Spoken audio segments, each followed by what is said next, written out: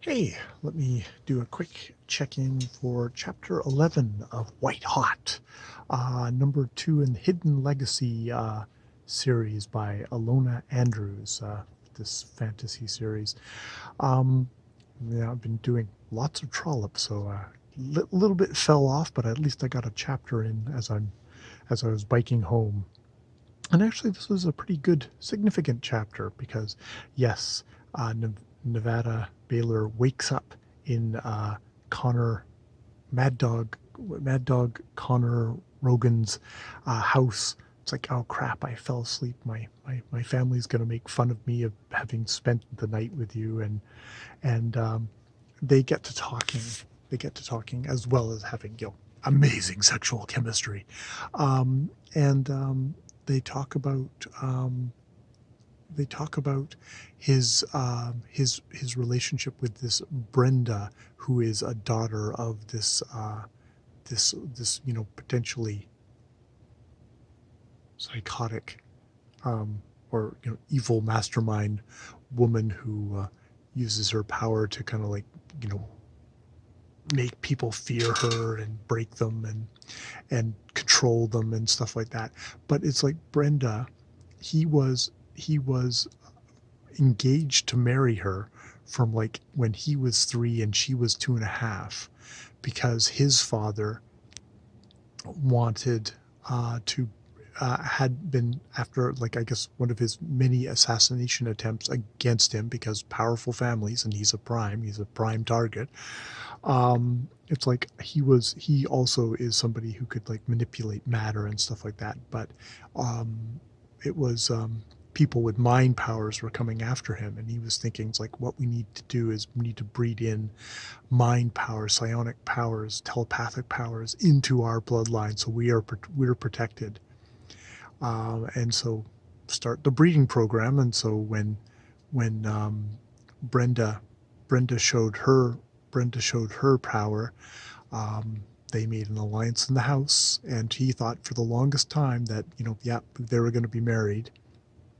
um, but then he realized, it's like, oh, you know she can read my mind, and I don't love her. She's beautiful and gorgeous and sensitive and the thing, but I don't love her, and I would have to keep her at a distance. I would have to be completely ice cold to her, and that would also hurt her. So there's no way I can marry her, and so that's why he did break it off.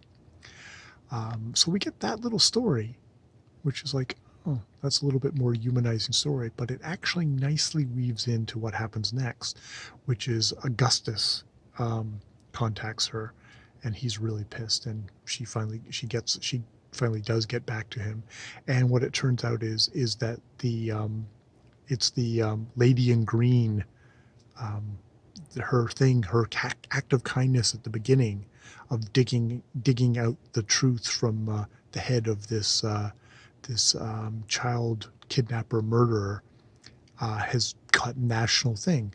And what's happened is this, is it Elena, this super powerful truth seeker house woman, is coming to the area and wants to talk to him, and she is feared, and she rips people apart, and she is like, he does not want to meet with her, but he can't actually refuse to meet with her. But it's like she would be able to pop her name out of his head pretty easy, regardless of him being a prime. She is super. Her powers are, sounds like, irresistible. And Nevada's like thinking about this and going, it's like, crap. Our family has two primes in it, Catalina and herself. And it's like, why do we have so much power in our family when father had no power and the mother had kind of a minor talent? So she goes to her mother and says, why is this woman looking for me? And she blanches herself, and it's like, shit, you have to kill Augustus. You have to like lobotomize him, blank his mind, which might lobotomize him, or I'm going to shoot him, because she cannot find us. Because if she does, she'll kill me and my you, you her. her mother and her grandmother, and the kid, she and her sisters will all be enslaved to this woman. It's like that scary of a thing. Kind of reminds me almost Octavia Butler had some kind of these psychic vampires which were as scary as that. Like, what kind of effect they had on how they used horribly, casually, brutally the people around them. It kind of has that kind of a sense to it. And it's like, oh crap, because she's your maternal grandmother. She ripped your father apart, his mind apart, looking for any talent. And when he finally didn't have any talent, she just hated him, and he ran away. But yeah, now it's spread out through him into this with these major things. She's like, oh, fuck. It's like, we cannot kill Augustus. That's just not what we are. We cannot do that. So she goes to Connor for advice. It's like, I just want your advice. I don't want you to rescue me. I just want your advice. And he says, like, well, she is super well protected. She comes, she's got a teleporter and a Geas with her at all times. So there's no way you can kill her. There's just no way. You can, what's the other thing? Can I be protection for Augustus? And it's like, well, you'd have to convince him. It's like, the only way you could probably convince him is pull out a memory of his. Don't pick something that's super personal or hurtful to him, just something that's kind of academic, I guess. She's like, okay, and what's the third option? The third option is that you declare yourself a house. There's 2 primes. Is there 2 primes in your family? Then you can be a house. You could be House Baylor. It takes pretty quick to do the paperwork and to make the application, and then you'll have the trials later, but it's like 48 hours. And it's like, and you'll have 3 years of immunity before it's open season, but you have 3 years to kind of set up stuff. However, if you do that, what we have can't go any further. And she's like, why is that? Because you have to make alliances, you have to make marriage, and basically our talents aren't compatible. We wouldn't make primes together. So, and you need to make something where you don't want, you think you don't need that for your kids right now, but you would need that you want that for your kids, for them to have major powers. And she's not really of that opinion.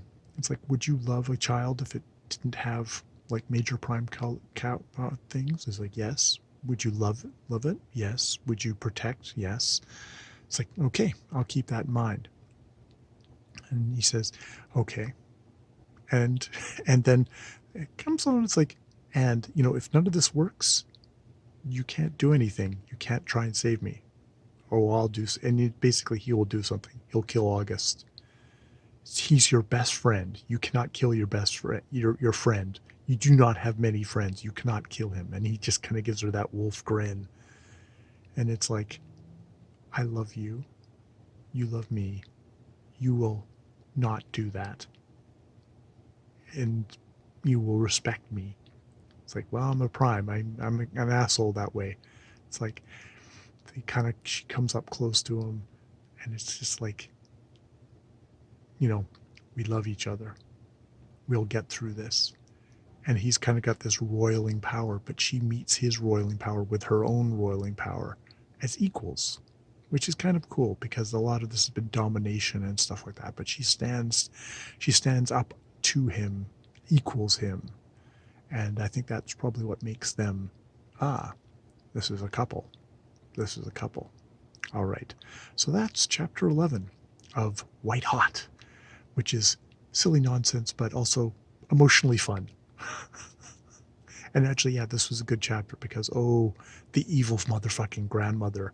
I remember this from later on in the thing. And yes, I won't spoil things in my own summary stuff, but yeah, it's interesting. I think this will tie into the wider plot of the wider shenanigans going on, because the reason why she is so interested in Nevada is because she is a house without any primes. She does not have anyone to inherit her house, any prime to inherit her house, so it would die with her.